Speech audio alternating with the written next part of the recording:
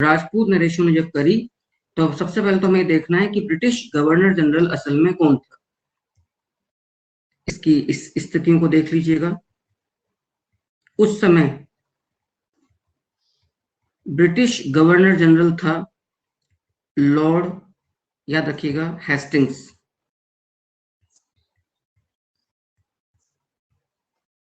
आपको यहां पर एक बात को और समझना है कि ये दो हेस्टिंग्स हैं, तो कभी अनावश्यक कंफ्यूज मत होइएगा।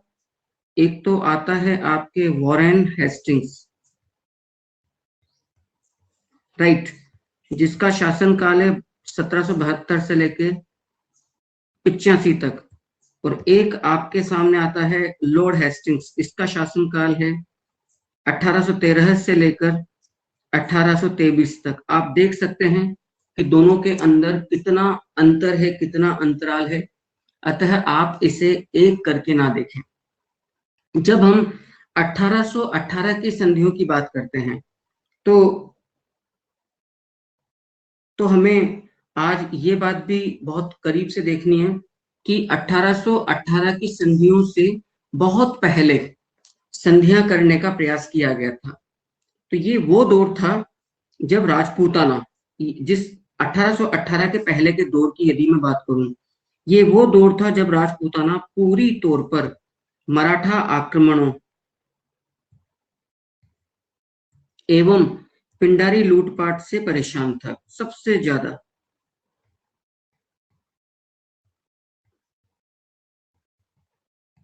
मराठा आक्रमणों एवं पिंडारी लूटपाट से परेशान था।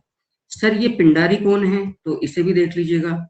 पिंडारी का मतलब यहां पर कौन है, जो मराठों के भड़ेत सैनिक थे। भड़ेत सैनिक से जो हमारा आशय है वो क्या निकलता है, अजय बिल्कुल सही तरीका है, इसी प्रकार से मैटर को लिखते रहना और अपनी चीजों को याद करते रहना, बिल्कुल सही तरीका मेरे भाई। इसी प्रकार से साथ के साथ लिखते रहोगे तो कभी भी आप किसी कंपटीशन में कम से कम हिस्ट्री के दम पे जिंदगी में मात नहीं खाओगे, ये मुझे ऐसा पक्का यकीन है। सो भड़ेत का मतलब है भाड़े के सैनिक, तो ये पिंडारी असल में वो लोग थे। ठीक है जी। तो 1818 से पहले का जो दौर था वहां पर जो राजपूत रियासतें थी वो परेशान थी, किनसे, याद रखिएगा, मराठों के आक्रमण और पिंडारियों की लूटपाट से। तो सबसे पहले, ये बात भी याद रखिएगा, सबसे पहले 1781 से लेकर 1781 से लेकर 1799 के दौर में राजपूत रियासतों ने संधि करने का असफल प्रयास किया था। संधि करने का असफल प्रयास किया था। इसमें जो पहली रियासत थी 1781 में वो थी जोधपुर, और जोधपुर के राजा का नाम था विजय सिंह। जोधपुर के नरेश का नाम था विजय सिंह। तो जब यदि मैंने इस शब्द का प्रयोग कर लिया आपके सामने कि असफल प्रयास किया था, तो इसका मतलब ये हुआ कि ये संधियों के प्रस्ताव राजपूत राजाओं के द्वारा दिए गए थे, लेकिन ब्रिटिश कंपनी ने उन्हें स्वीकार नहीं किया। ब्रिटिश कंपनी ने उन्हें स्वीकार नहीं किया। इसका मतलब क्या हुआ कि 1781 से लेकर 1799 के दौर की जो संधियां हैं, हम उन्हें संधि मान ही नहीं सकते हैं। संधि क्यों नहीं मानेंगे, कारण ये संधियां हुई नहीं। आपने किसी को विवाह का प्रस्ताव रखा, उसने स्वीकार नहीं किया, तो आप ये थोड़ी ना बोलोगे कि मेरी पहली शादी इस व्यक्ति से हो गई थी और ये मेरा आधा पति है या मेरी आधी पत्नी है। हम ऐसा नहीं बोल सकते हैं। तो पहली बात तो ये क्लियर कर लीजिएगा, यदि आप कहीं पर इस बात को पढ़ लेते हैं तो इस बात को जहन से निकाल दीजिएगा। यदि कहीं पर आप जोधपुर नरेश विजय सिंह, मैं फिर बोल रहा हूं, इन्होंने संधि का प्रस्ताव रखा था, इन्होंने संधि का प्रस्ताव रखा था, लेकिन उसे गवर्नर जनरल वॉरेन हेस्टिंग्स के द्वारा स्वीकार नहीं किया गया, राइट। तो 1781 से लेकर 1799 के दौर में, सारी बात को मैं और क्लियर कर देता हूं, 1781 से लेकर 1799 के दौर में जिनने संधियों के प्रस्ताव रखे, जोधपुर है, जयपुर है, इन दो रियासतों ने संधियों के प्रस्ताव रखे, लेकिन नतीजा क्या निकला आप लोग देख सकते हैं, कंपनी ने अस्वीकार कर दिया। मतलब यहां पर याद रखना, रद्द शब्द नहीं आ रहा, रद्द का मतलब होगा कि स्वीकार कर लिया बाद में रद्द किया, उन्होंने ध्यान ही नहीं दिया। फिर दूसरा दौर आता है 1803 से लेकर 1805 का। 1803 से लेकर 1805 का, इस दौर में भी वही कारण समान थे, मराठा आक्रमण, लूटपाट, भय एवं पिंडारियों की गुंडागर्दी। इस दोनों दौर में ये कारण बिल्कुल समान थे। अभी हाल ही में आपने पिछली क्लासेज में मुझसे एक इंपॉर्टेंट बात पढ़ी कि सर मराठा आक्रमणों से बचने के लिए मेवाड़ महाराणा, मराठा आक्रमणों से बचने के लिए मेवाड़ महाराणा जगत सिंह के द्वारा, आप लोगों ने अभी कल परसों की क्लास में इसको पढ़ा है, मेवाड़ महाराणा जगत सिंह द्वितीय के द्वारा सर 17 जुलाई 1734 ईस्वी को हुरडा सम्मेलन का आयोजन किया गया था। लेकिन ये जो हुरडा सम्मेलन था 17 जुलाई 1734 ईस्वी का भीलवाड़ा में, ये पूरी तौर पर असफल हुआ, कारण राजपूत नरेशों में दूर दूर तक एकता नहीं थी। तो एकता नहीं होने के कारण वो संगठित नहीं हो पाए। तो जो मैं कहना चाहता हूं सिर्फ इतनी सी बात है कि 1803 से लेकर 5 का दौर और 1781 से लेकर 1799 का जो दौर था, इसमें संधियां जो की गई, इनके पीछे का कारण स्पष्ट था, मराठा आक्रमण, लूटपाट, भय और पिंडारियों की गुंडागर्दी। तो 1781 से लेकर 1799 का जो दौर था, यहां पर तो संधियां स्वीकार ही नहीं की गई। अब जो 1803 का जो दूसरा दौर आया, इसमें सबसे पहले जो संधि की गई, याद रखिएगा, सबसे पहले जो संधि की गई वो की गई किस रियासत के द्वारा? भरतपुर रियासत के द्वारा। याद रखिएगा, भरतपुर रियासत ने 29 सितंबर 1803 ईस्वी को जाट महाराजा रणजीत सिंह ने संधि कर ली। रणजीत सिंह ने संधि कर ली। क्या मतलब हुआ इस बात का? संधि कर ली का मतलब जाट नरेश रणजीत सिंह और governor general Lord Wellesley, governor general Lord Wellesley के मध्य संधि होगी। तो एक बात हमारे सामने निकलकर ये भी आ रही है कि जो दूसरा दौर है 1803 से लेकर 1805 का, इस समय गवर्नर जनरल कौन है? याद रखिएगा, लॉर्ड वेलेस्ली। तो पहले नंबर पर जो संधि हुई वो की गई किसके द्वारा? भरतपुर के द्वारा। कब की गई? 29 सितंबर 1803 को। दूसरे नंबर पर जो संधि की गई ये भी संपन्न हो गई। ये की गई जी किसके द्वारा? अलवर के द्वारा। ये संधि कब की गई?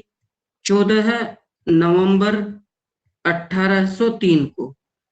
और ये संधि किसके द्वारा की गई? अलवर के महाराजा बख्तावर सिंह के द्वारा। इसी काल में तीसरे नंबर पर जो संधि की गई 12 दिसंबर 1803 को, याद रखिएगा 12 दिसंबर 1803 को ये संधि की गई किसके द्वारा? जयपुर के द्वारा। जयपुर के द्वारा। तो कुल मिलाकर जो बात अब आपके सामने माय डियर निकल रही है, पहले नंबर पर संधि भरतपुर ने, फिर अलवर ने, फिर संधि जो करी वो की गई किसके द्वारा? जयपुर के द्वारा। ये संधियां हो गई थी, शादी हो गई, लेकिन बाद में मतभेद इतने बड़े कि आपको तलाक लेना पड़ा। यानी कि आप पूर्व पति या पत्नी के रूप में सामने आ गए। तो इसका मतलब ये हुआ कि जो 1781 से लेकर 1799 का जो दौर था, यहां पर तो संध्या हुई नहीं, तो इन्हें तो एक तरह से आप पूरी तौर पर ही नकार दीजिए, संध्या ही नहीं हुई। इस सेकंड दौर के अंदर संध्या हुई तो सही, लेकिन किसी कारणवश, क्योंकि कंपनी ने ब्रिटेन की गृह सरकार के विरुद्ध जाकर ये संध्या की थी। तो यहां पर जो सबसे इंपॉर्टेंट बात जो सामने आती है वो इतनी सी बात है कि अलवर को छोड़कर बाकी सभी रियासतों की संधि, सेकंड दौर की जो संधि थी, इसे क्या कर दिया गया भैया जी, समाप्त कर दिया गया। तो यदि प्रश्न आता है वो राजपूत रियासत कौन सी है जिसने सबसे पहले ब्रिटिश ईस्ट इंडिया कंपनी के साथ संधि करी, जवाब दीजिए, क्या आंसर होगा, जवाब दीजिएगा, क्या आंसर होगा आपका। वो राजपूत रियासत जिसने सबसे पहले ब्रिटिश ईस्ट इंडिया कंपनी के साथ संधि करी, क्या नाम होगा उस संधि का।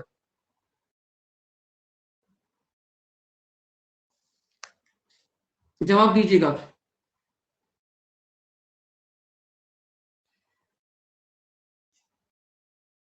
अरे भैया, आपको ऑडियो वीडियो मिल रहा, नहीं मिल रहा, इतना कमेंट करने में टाइम क्यों लग रहा है। अजय, कमोद, कविता, अंकुश, सुनीता। प्रथम राजपूत रियासत जिसने ब्रिटिश ईस्ट इंडिया कंपनी के साथ संधि की, तो जवाब दीजिए। अजय सिंह शेखावत, अलवर, राइट। कमोद, अलवर, राइट। बाकी लोग आइए भैया, इतना टाइम मत लीजिए, मैं 5 बजे तक चलूंगा आज, 3 बजे पहली क्लास को मैं छोड़ूंगा, 20 मिनट का गैप दूंगा बीच में। कविता, भरतपुर, राइट। सुनीता, सामने निकल कर आइए। अंकुश एंड अनामिका जी, जवाब दीजिएगा भैया, क्या जवाब होगा आप लोगों का।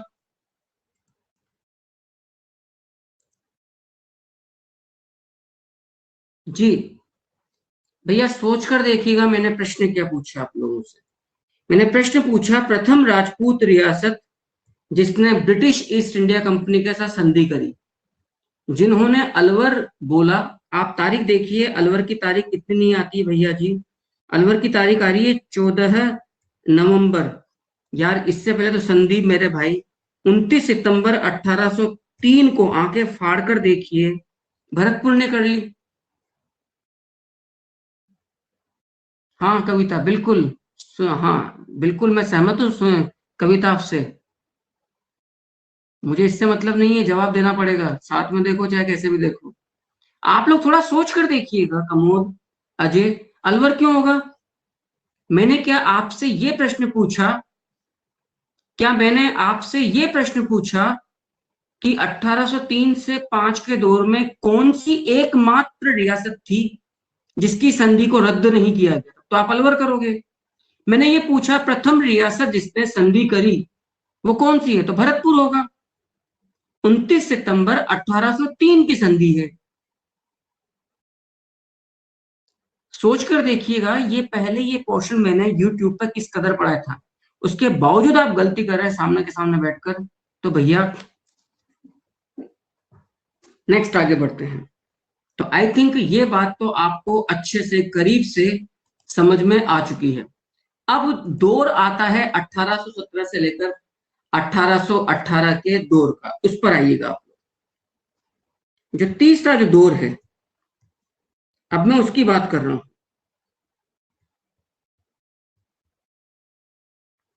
1817 से लेकर 1818 का जो दौर है, इसकी बात की जाए तो देखिएगा, सबसे पहले तो मैं इससे पहले की जो घटना है वो बतला दूं, ताकि आपको इजीली वो बात ठीक से समझ में आ जाए जो मैं कहना चाहता हूं, वरना तो फिर क्या है, वो तकलीफ बराबर बनी रहेगी।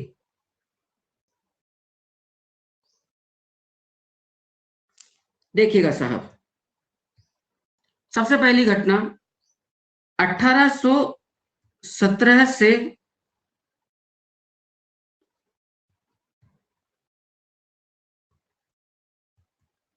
1818 के दौर में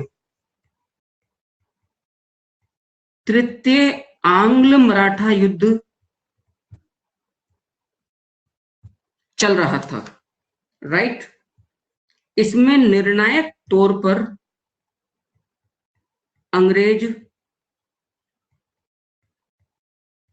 विजयी रहे, राइट।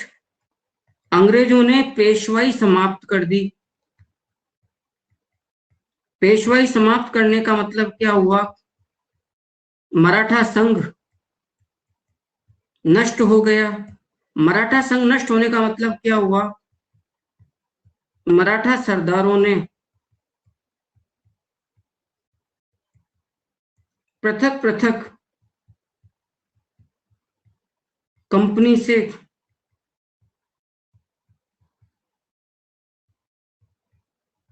सहायक संधि करके कंपनी की क्या स्वीकार ली, अधीनता, कंपनी की अधीनता स्वीकार कर ली। क्लियर। आप जानते हैं कि अंतिम पेशवा कौन था,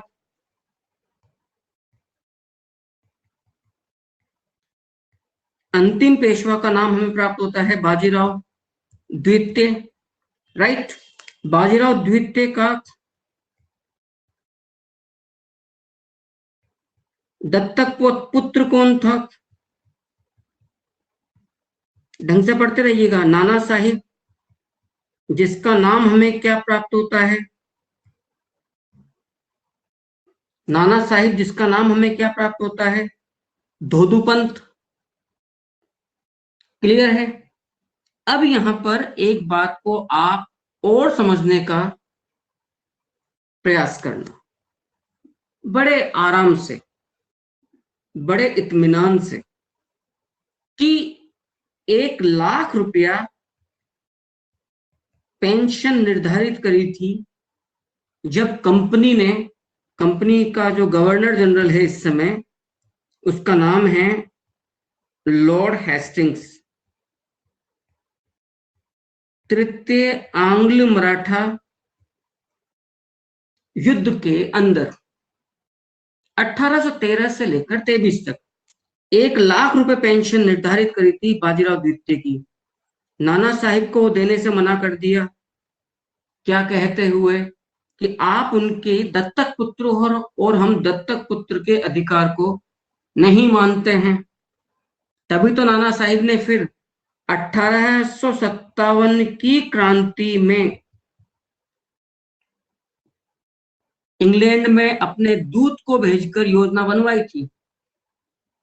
तो मतलब क्या निकल रहा है कि 1817 से लेकर 1818 के दौर में पापड़ बना दिया, हवा निकाल दी पूरी तौर पर। किसकी निकाली हवा, मराठों की। क्योंकि मराठों के बड़े सैनिक कौन थे, मराठों के जो भाड़े के जो सैनिक थे वो कौन थे, पिंडारी। तो स्पष्ट तौर पर अब हमें ये बात समझ में आ सकती है कि जब मराठे ही समाप्त हो गए तो पिंडारी कहां से बचेंगे। यानी कि मराठों को अब इस स्थिति में लाकर खड़ा कर दिया अंग्रेजों ने कि मराठे कहीं पर लूटपाट करें, आक्रमण करें, तो इसका मतलब क्या होगा कि उस संधि को तोड़ने के बराबर होगा जो उन्होंने झुककर अधीनता स्वीकार करते हुए अंग्रेजों से करी, राइट। मैं उम्मीद करता हूं कि भैया यहां तक की सारी बात आपको समझ में ठीक से आ गई है। और आप जानते हैं कि जो 1817-18 के दौर में जो संधि की गई थी, तो 1817 के अंदर मात्र 2 रियासतों से संधि की गई थी, करौली और कोटा। 19 रियासतों में से मात्र 2 रियासतों से संधि की गई थी।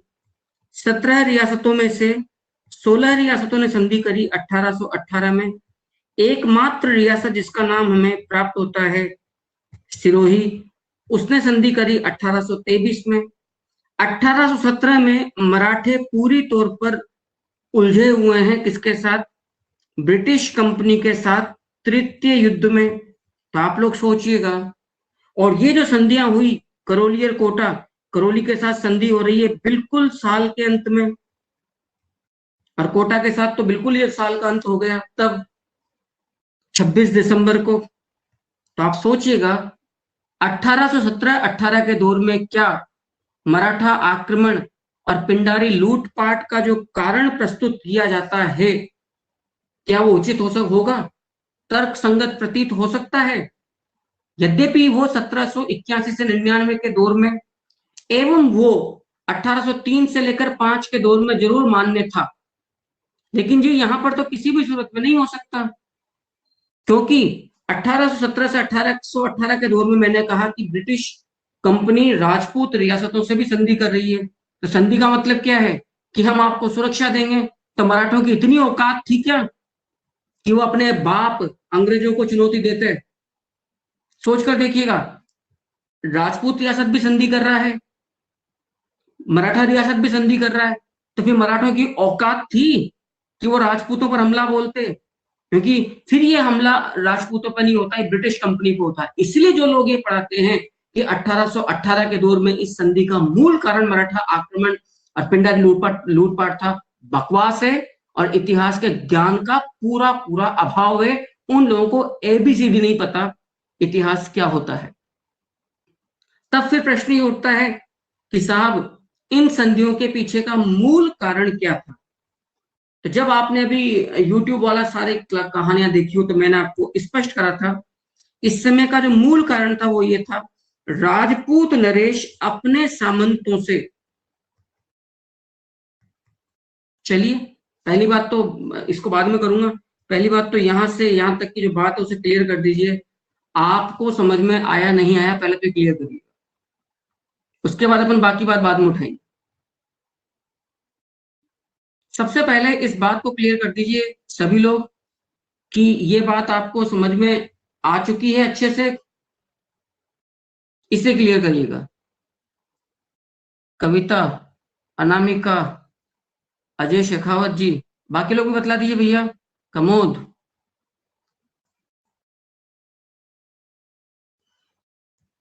सो ठीक है, तो यदि हम अब बात करते हैं कि जी जो संधि का जो दौर हमारे सामने आ रहा है 1817 से लेकर 1818 के दौर का जो हमारे सामने निकल कर आ रहा है, यदि उसे मैं देखूं तो भैया फिर तो जो मूल बातें सामने आएंगी वो क्या है, ये देख लीजिए। मैं हाईलाइट कर देता हूं इस मैटर को, और अब देखिएगा। सबसे पहली बात, किस गवर्नर जनरल के काल में ये संधियां हुई? तो मैं समझता हूं कि अब तक आपके सामने बिल्कुल क्लियर हो गया होगा। गवर्नर जनरल का नाम अपने को प्राप्त होता है इस समय का लॉर्ड हेस्टिंग्स, जिसका शासनकाल है 13 से लेकर 23। क्लियर है? दूसरी बात, ये निकल कर हमारे सामने थी, कारण क्या क्या है? तो कारणों में अब ये बात तो बिल्कुल स्पष्ट हो गई आपके सामने कि ये कारण तो कदाचित नहीं हो सकते हैं कि मराठा आक्रमण लूटपाट। मूल कारण है सामंतों द्वारा राजाओं की सत्ता को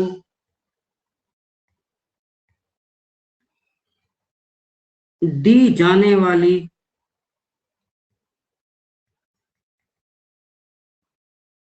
चुनौती, सामंतों द्वारा राजाओं की सत्ता को दी जाने वाली चुनौती, ये मूल कारण था।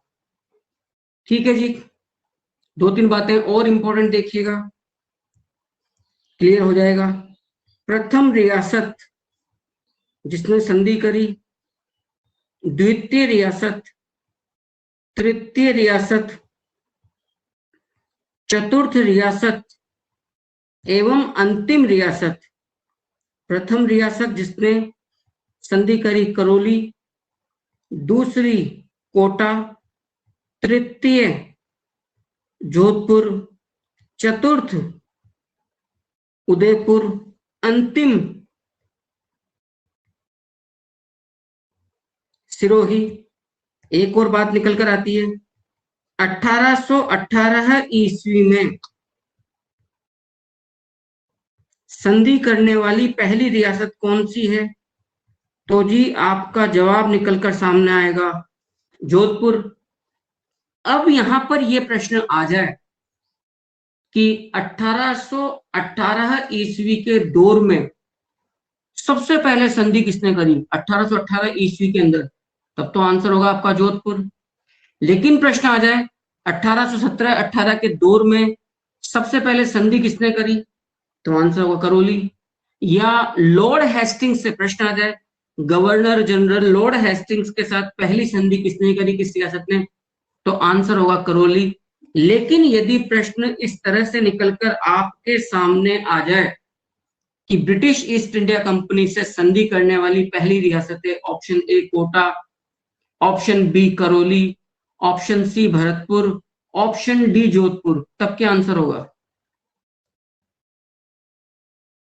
तब क्या आंसर होगा? यदि इस तरह का ऑप्शन आपका हो जाए तब आपका आंसर होगा भरतपुर। एग्जैक्ट, बिल्कुल सही बात है।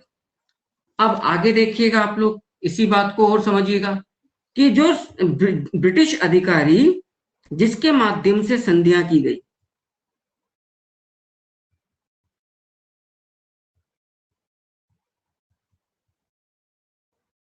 ब्रिटिश अधिकारी जिसके माध्यम से संधियां की गई, तो एक तो है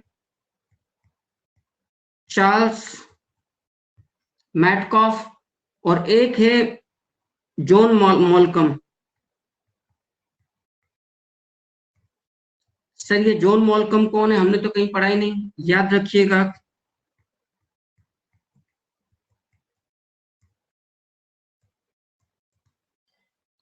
मालवा का रेजिडेंट, ठीक है सर।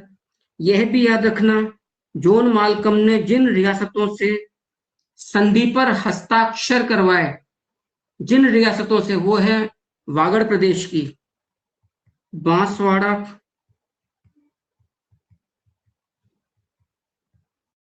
प्रतापगढ़ एवं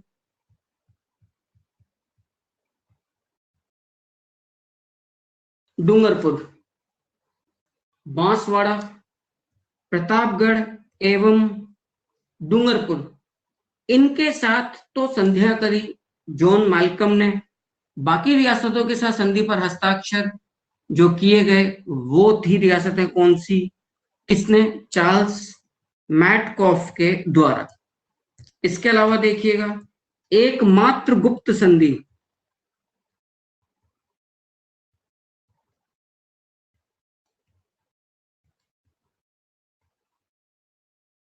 एकमात्र गुप्त संधि जिस रियासत के द्वारा की गई वो था कोटा रियासत का दीवान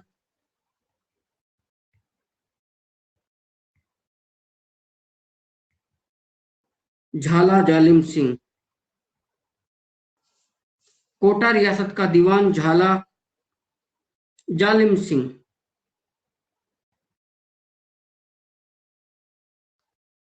झाला जालिम सिंह ने संधि करी, ठीक है जी। और सबसे बड़ी बात यह भी याद रखना, इन संधियों के द्वारा वो रियासतें कौन सी हैं जिन्हें वार्षिक कर, भूमि कर, जिसको हम खिराज कहते हैं, अदायगी से अदायगी से मुक्त रखा गया। ये रियासतें हैं, याद रखिएगा, जैसलमेर, बीकानेर एवं किशनगढ़। जैसलमेर, बीकानेर एवं किशनगढ़। उम्मीद करता हूं कि यहां तक की बात आपको ठीक से समझ में आ चुकी होगी। मुझे एक बार कंफर्म कर दीजिए, बतला दीजिएगा। यहां तक की सारी बात आपको ढंग से समझ में आ गई होगी। अब हमें देखना है कि किस रियासत ने कब कब और कौन कौन सी संधियां करी हैं। नोट्स आपको इस वाली क्लास के अंदर मिल जाएंगे। और अब तो जो नोट्स जिस तरह से मिल रहे हैं, मैं पूरा पूरा पीडीएफ दे रहा हूं। इस टीचमेंट एप्लीकेशन ने भी अभी अभी हाल ही में काफी कुछ सुधार किए हैं, तो आपको अब पीडीएफ पढ़ना और भी अच्छा लगेगा, बहुत अच्छा लगेगा। अब जो इन लोगों ने जिस प्रकार से सुधार किए, तो देखिएगा संधियां कब कब की गई, कैसे कैसे की गई।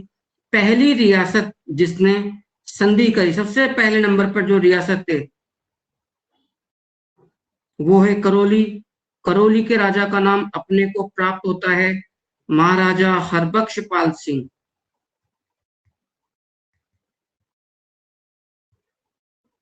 महाराजा हरबख्श पाल सिंह, जिन्होंने संधि करी थी 9 नवंबर अथवा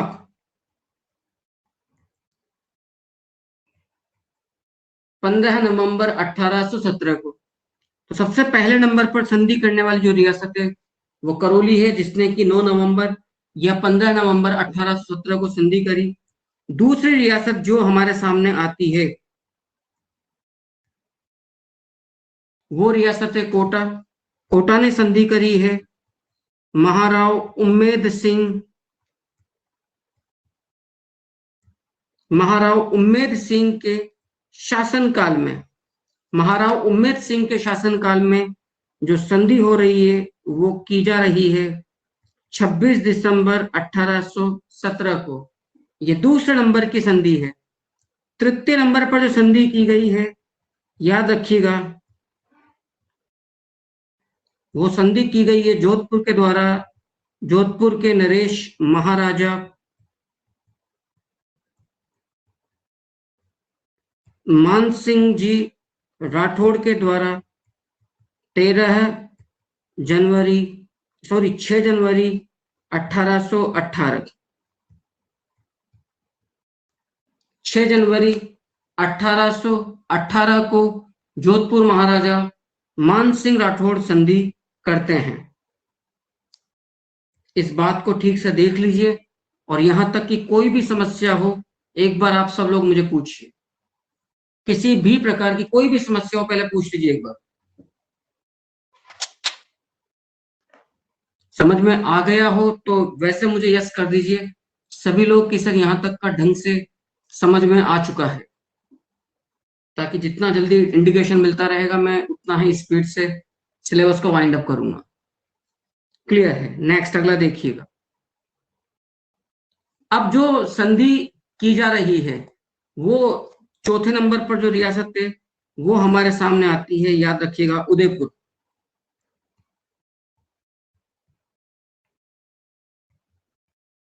उदयपुर, जिनका नाम हमें प्राप्त होता है महाराणा, याद रखिएगा, उदयपुर से जो रियासत आती भीम सिंह।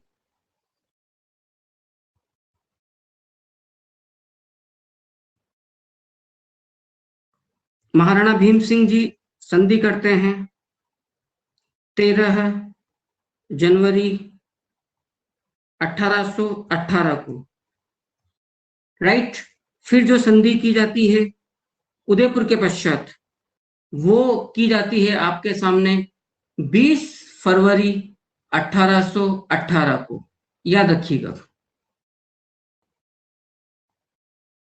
बूंदी से संधि की जाती है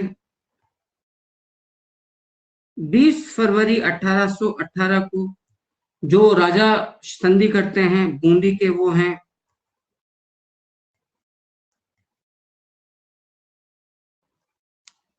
राव विष्णु सिंह। राव विष्णु सिंह। इसके बाद जो संधि की जाती है वो की जाती है कोटा से। लेकिन ये संधि कोटा से कहना मूर्खता है, क्योंकि ये व्यक्तिगत संधि थी और ये गुप्त संधि थी। तो कोटा से की जाने वाली ये संधि व्यक्तिगत थी एवं गुप्त संधि थी। कोटा दीवान झाला जालिम सिंह ने इस संधि के द्वारा कोटा रियासत के विभाजन और नई रियासत झालावाड़ के की नींव डाल दी थी, उसके निर्माण का सूत्रपात कर दिया था।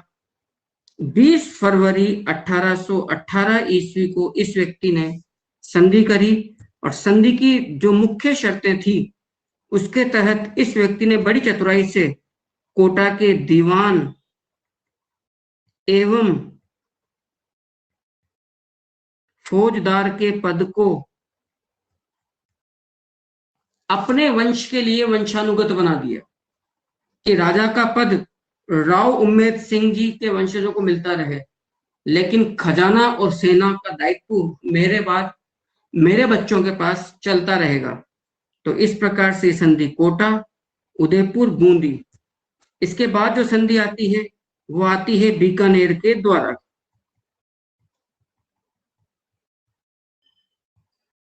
बीकानेर ये संधि करते हैं, याद रखिएगा, 5 मार्च या 21 मार्च 5 मार्च या 21 मार्च 1818 को 1818 ईस्वी को महाराजा सूरत सिंह राठौड़ साहब इस संधि को करते हैं। इसके बाद जो संधि की जाती है वो की जाती है किशनगढ़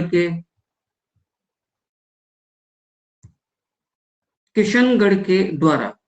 किशनगढ़ के महाराजा कल्याण सिंह 26 मार्च 1818 ईस्वी को महाराजा कल्याण सिंह, किशनगढ़ भी राठौड़ रियासत थी राठौड़ों की, वो संधि की जाती है। इसके बाद जो संधि हमारे सामने आ रही है वो आती है जयपुर से। जयपुर के जो बदनाम शासक थे 2 अप्रैल 1818 ईस्वी को सवाई जगत सिंह जी के द्वारा।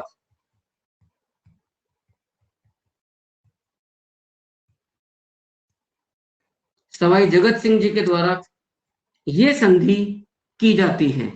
एक बार देख लीजिए ठीक से, ये तिथियां वगैरह सब आपको बहुत ढंग से याद करनी पड़ेंगी। इस पूरी बात को ढंग से देखकर मुझे एक बार कंफर्म कर दीजिए कि आपको अच्छे से समझ में आया है या नहीं आया है। हाँ सही है कमोद।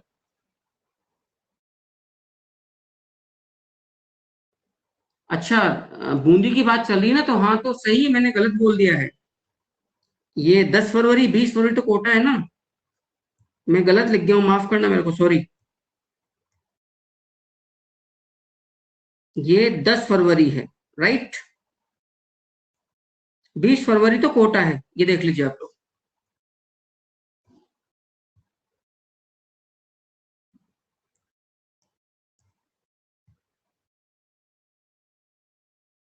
बूंदी 10 फरवरी है, देख लीजिए, अच्छे से देख लीजिए, कमेंट करिएगा ठीक से समझ में आया है या नहीं आया है। एक बार सभी लोग मुझे बतला दीजिएगा ढंग से देखकर।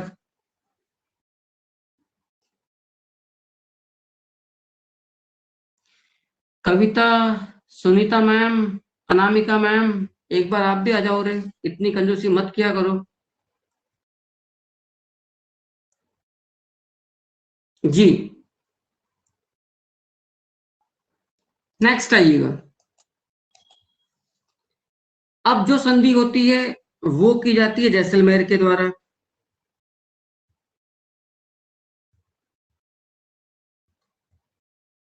जैसलमेर के राजा राव मूलराज द्वितीय भाटी।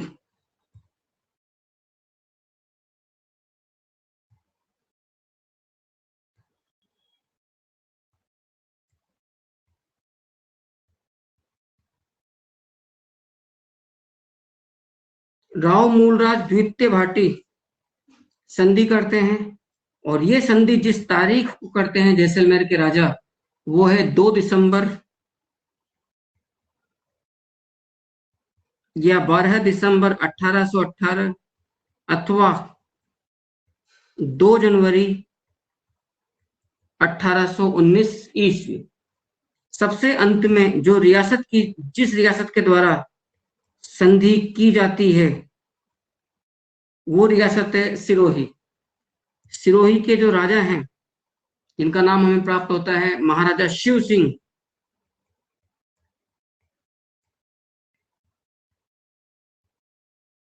वो संधि करते हैं 11 सितंबर 1823 ईस्वी को।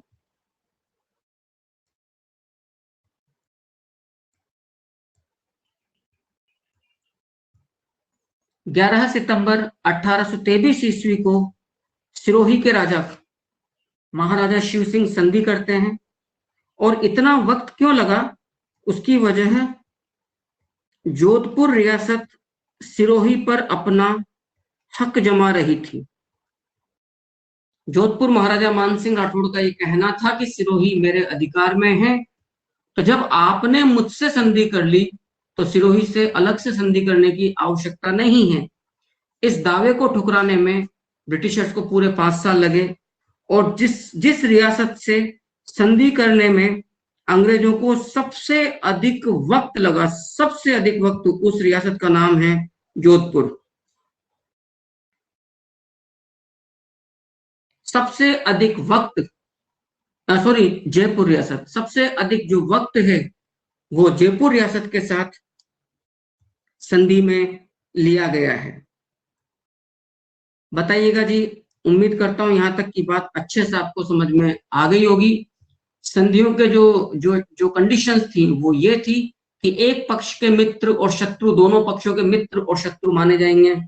आप जो भी विवाद होंगे उनका निपटारा या तो खुद स्वयं कर लेंगे, वरना फिर हमारी मध्यस्थता से करेंगे, ठीक है ना। और यदि आपकी सुरक्षा का भार ब्रिटिशर्स लेते हैं, और ब्रिटिशर्स ने कहा कि हम आपकी सुरक्षा के लिए सेना रखेंगे, उस सेना का सारा खर्चा आप वहन करोगे, तो ये जो जो ये बात सामने आ रही है कि जो हम सेना रखेंगे, इसके लिए इन्होंने संपूर्ण राजपूताने में 6 सैनिक छावनियां स्थापित करी।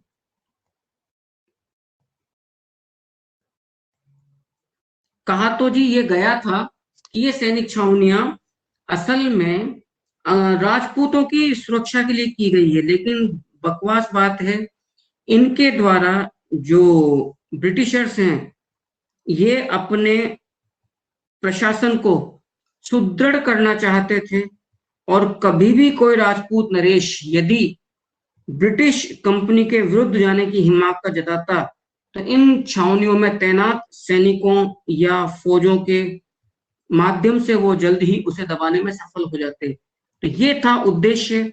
ये आपके सामने 6 सैनिक छावनियां हैं। पाली में एरिनपुरा, उदयपुर में खेरवाड़ा, तो नीमच वर्तमान में एमपी में है, नसीराबाद ब्यावर अजमेर में है, देवली टोंक में है, खेरवाड़ा उदयपुर में है, और एरिनपुरा की जो 6ठी छावनी है वो पाली में है। ये फैसला हुआ कि एक पॉलिटिकल एजेंट भी ब्रिटिश सरकार गवर्नर जनरल के तरफ से राजपूत रियासतों में नियुक्त किया जाएगा, और समस्त पॉलिटिकल एजेंट्स के ऊपर एक नया अधिकारी नियुक्त किया जाएगा, एजीजी, यानी कि agent to governor general. Agent to governor general, पहला जो एजेंट टू गवर्नर जनरल आया उसका नाम था मिस्टर लॉकेट। उसका नाम आपको प्राप्त होता है मिस्टर लॉकेट, जिसकी नियुक्ति 1832 ईस्वी में की गई थी। इसका पहला मुख्यालय अजमेर में था। 1845 में इसका मुख्यालय फिर माउंट आबू ले जाया गया। इसको 13 तोपों की सलामी दी जाती थी, जिसको आपने AGG कहा है। याद रखिएगा, जिसको आपने AGG कहा है, इसको 13 तोपों की सलामी दी जाती थी। और यह भी याद रखना कि जो ये भाई साहब नियुक्त किए गए हैं AGG, इन्हें कई जगह पर AGGR यानी कि agent to governor general of Rajasthan भी कहा जाता है। इसके ऊपर मात्र AGGR के ऊपर मात्र 3 रियासतों का दर्जा बढ़ा था, यानी कि 13 तोपों से अधिक सलामी मात्र, एक तो ऑब्वियसली उदयपुर है, एक जयपुर हो गया,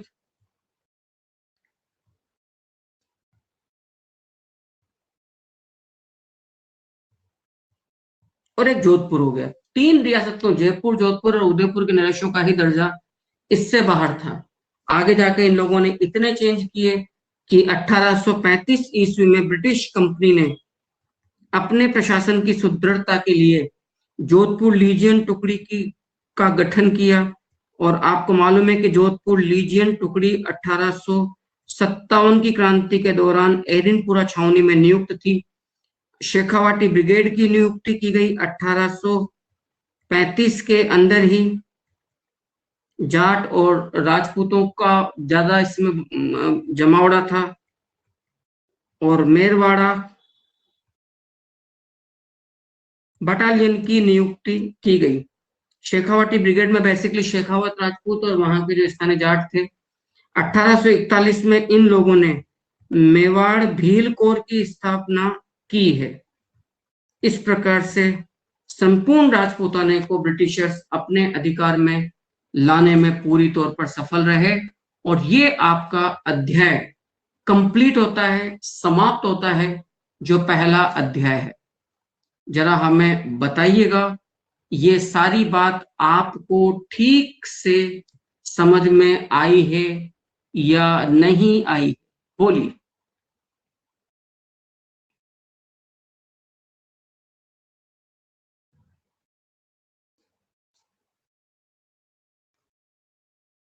ये क्लास आपको, जो आपने पढ़ा, पूरी बात, पूरा चैप्टर 1818 की संधियों का अच्छे से समझ में आया है या नहीं आया है?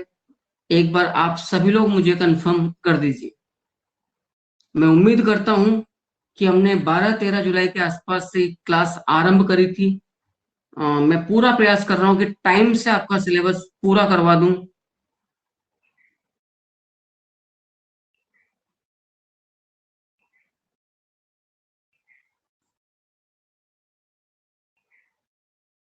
जी कमोद, मैंने भरसक प्रयास किया है कि आपका बिना 1 मिनट भी जाया किए अपन अपनी। जी, सो क्या मैं दूसरा अध्याय चालू कर दूं? 1857 की क्रांति। चलिएगा आगे बढ़ते हैं और 1857 की क्रांति को देखते हैं। आप जब PDF देखोगे तो 1857 की क्रांति को मैंने जहां से आरंभ किया है, वहां सुगाली माता का मैंने पिक्चर डाला हुआ है। सुगाली, अरे मेरवाड़ा बटालियन 1835 आ गया ना आपका सामने, दिख रहा है ना? क्या नाम है अपने? कविता। तो सुगाली माता की जो मूर्ति है, वहां से मैंने स्टार्ट किया है। राइट। आपने ऊपर क्या पूछ लिया भाई? कमोद, क्या नाम है, अजय? आपने, सर मैंने ऊपर कुछ पूछा है। लॉर्ड विलियम बेंटिक के काल में मिस्टर लॉकेट, मैं नहीं समझा क्या पूछ रहे हो ये कमोद? ऊपर नीचे क्या पूछ लिया रहे थे ना यार अजय? अजय ने पूछा है, मैं देख लूं एक बार। सर लॉर्ड विलियम बेंटिक के काल में locket, right. AGG mister locket, right. Mister locket को 13 तोपों इस्लामी, राइट। सर जयपुर, जोधपुर और उदयपुर तीनों के द्वारा मिस्टर लॉकेट को, मेरी बात सुनिएगा। देखो, AGG जिस भी दरबार में जाएगा, जिस भी रियासत में जाएगा, उसे 13 तोपों की सलामी दी जाएगी। एक बात तो कंफर्म होगी, 13 तोपों से अधिक सलामी संपूर्ण राजपूताने में, यानी कि एजीजी से ऊपर वो सिर्फ 3 रियासत के राजाओं को थी, जयपुर, जोधपुर एवं उदयपुर। यदि इन रियासतों में भी एजीजी जाएगा तो उसे 13 तोपों की सलामी तो दी जाएगी, क्योंकि वो ब्रिटिश सरकार को दी जा रही है, और चाहे उदयपुर का राणा हो चाहे जोधपुर का महाराजा हो, है तो अब वो सब अधीन हो गए हैं ब्रिटिशर्स के, ठीक है ना। तो मुद्दे की जो बात है वो सिर्फ इतनी सी बात है कि जब भी एजीजी इनके दरबार में जाएगा तो वो इनके समकक्ष नहीं बैठ पाएगा इन 3 राजपूत रियासतों के कारण, कि इनके राजाओं का जो कद था, जो प्रतिष्ठा थी, जो पद थी जी, वो असल में एजीजी से अधिक था। नेक्स्ट अपन आते हैं सेकंड चैप्टर की तरफ, जो चैप्टर है आपका